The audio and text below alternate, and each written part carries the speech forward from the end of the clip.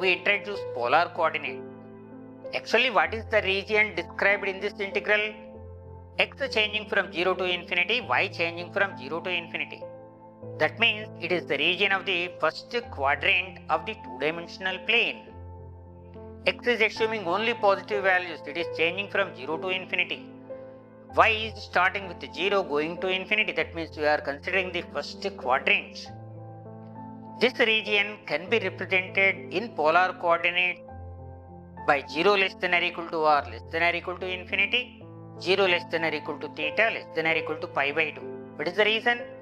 When we start at origin, r denotes the radial distance, that means distance of any point from the initial point or origin. When we consider the first quadrant, we can have points at infinity or r can go to infinity. When we start at origin, r is equal to 0. Similarly, the positive direction of x-axis is represented by theta is equal to 0. We proceed anti-clockwise to get positive direction of y-axis at theta is equal to pi by 2. So theta changes from 0 to pi by 2. Or the inequalities for r and theta will be 0 less than or equal to r less than or equal to infinity, 0 less than or equal to theta less than or equal to pi by 2. We have got x square plus y square. We know that x is to be replaced by r cos theta, y by r sin theta. So x square plus y square gets replaced by r square. Dx dy, the differential, gets replaced by r dr d theta. Earlier we have seen how to change from one set of variables to another set of variables. Therefore, we will have gamma half whole square is equal to 4 times integral r is equal to 0 to infinity, integral theta is equal to 0 to pi by 2 e power minus r square into r dr d theta. This can be integrated initially with respect to r to get 4 times integral r is equal to 0 to infinity e power minus r square r you are having. It is in fact derivative of minus 1 by 2 e power minus r square. So the integral of the earlier quantity becomes minus 1 by 2 e power minus r square to be evaluated at 0 and infinity multiplied by d theta. When you substitute the limits, at the upper limit it becomes 0. At the lower limit it becomes e power 0 is 1. So we'll have 1 by 2. Outside the integral sign what is there? 4 is there. So 4 into 1 by 2 means 2. 2 times integral theta is equal to 0 to pi by 2. 2 times integral theta is equal to 0 to pi by 2 d theta. Integral d theta is theta.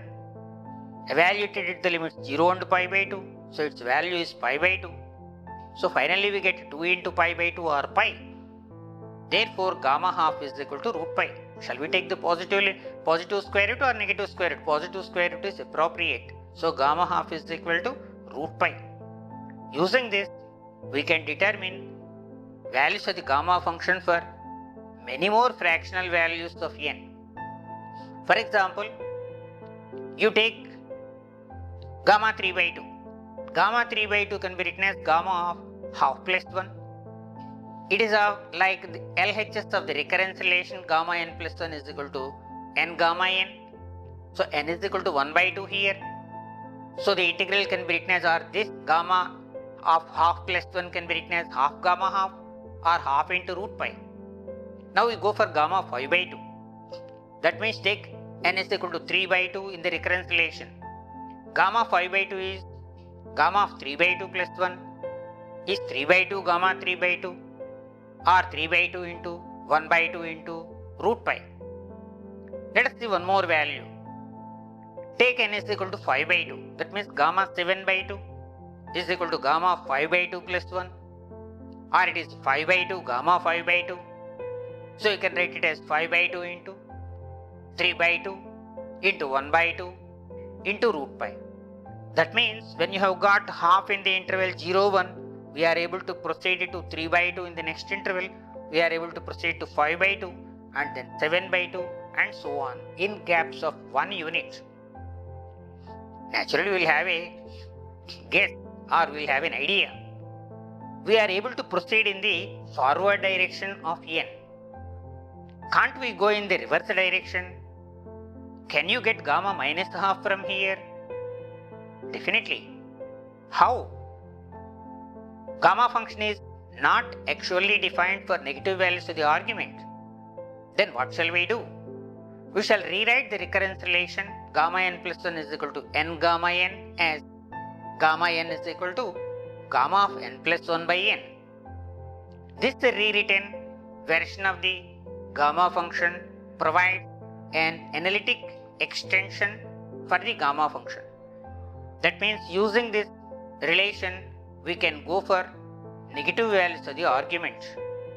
So when gamma n is equal to gamma of n plus 1 divided by n, let us substitute n is equal to minus 1 by 2. We get in the left hand side gamma minus half is equal to, in the right hand side, gamma half divided by minus 1 by 2. The right hand side gamma half means root pi. So we'll have root pi divided by minus 1 by 2.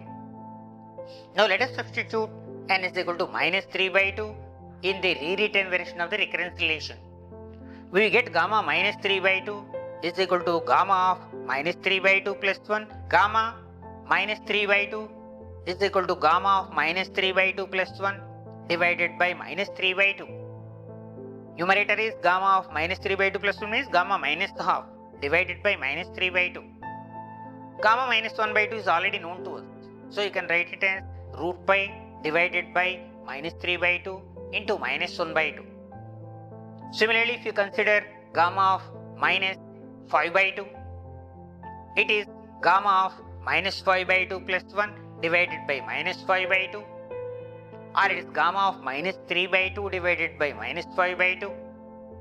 Or you can write it as root pi divided by minus 5 by 2, minus 3 by 2, minus 1 by 2.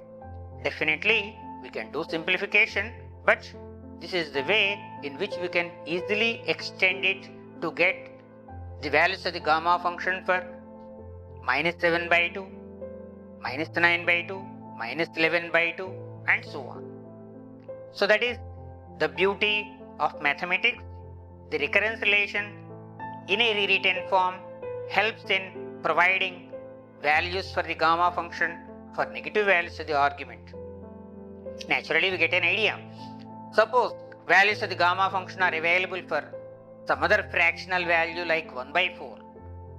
Then we can obtain the values of the gamma function for 1 by 4 plus 1, 1 by 4 plus 2, 1 by 4 plus 3, 1 by 4 plus 5 and so on, as well as for 1 by 4 minus 1, 1 by 4 minus 2, 1 by 4 minus 3 and so on. There is one important point worth noting. Gamma function is not defined for the argument n is equal to 0. That means gamma 0 is not defined. Similarly, gamma function is not defined for negative integral values of n. That means gamma minus 1 is not defined, gamma minus 2 is not defined, gamma minus 3 is not defined and so on. Then one more point. Why? What do you mean by gamma function is not defined at n is equal to 0? When you proceed from the positive direction, the value of the gamma function goes to infinity. When you proceed from the negative direction, gamma function approaches minus infinity. That means there is a point of discontinuity at 0. Similarly, at minus 1, minus 2, minus 3, etc. also, the function has a point of discontinuity. In the positive direction, the plot of the gamma function will be like that of a distorted U. In the interval 0 minus 1, the plot will be in this form. In the next interval minus 1 minus 2, the plot will be like this. When we go to the next interval minus 2 minus 3, the plot will be like this. So like that, we have the plots of the gamma function. So the function has discontinuities at 0, minus 1, minus 2, minus 3 and so on. It is defined for all positive values of the argument n. Then we shall go for the other special function, namely the beta function.